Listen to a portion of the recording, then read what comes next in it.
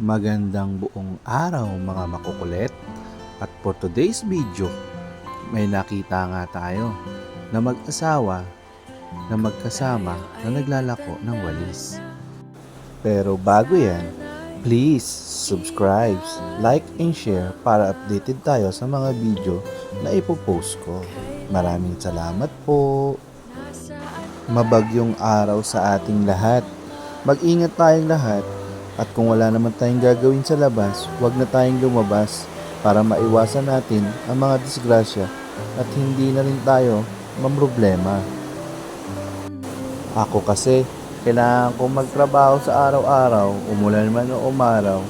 Habang malakas ako, gusto ko gagamitin ko yung katawan ko para kumita ng pera. Para in the future, maiwan ko man ang mga anak ko, sigurado may magandang buhay akong maiiwan para sa kanila. At higit sa lahat, may pambili ng pagkain sa araw-araw at makasurvive sa mga bayarin na kung ano man ang mga pinagagastusan natin. Sana kayo din, mga kamakulit, panoorin nyo tong video. Maraming salamat!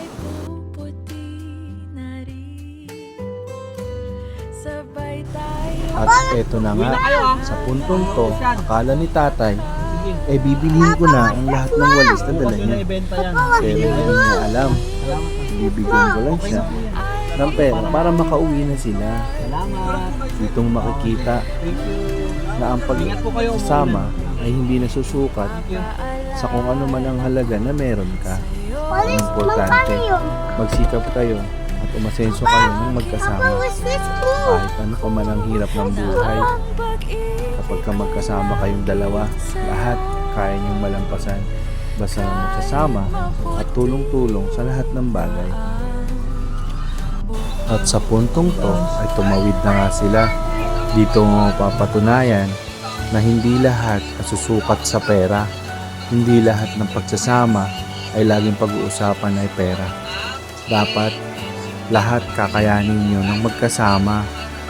Kasi lahat yan mapapatunayan nyo ng magkasama sa hirap at ginhawa.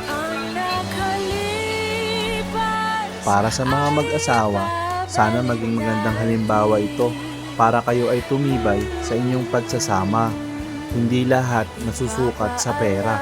Dapat pinagsisikapan nyo to ng magkasama. Maraming salamat po sa inyong panonood. Hanggang sa muli. Paalam!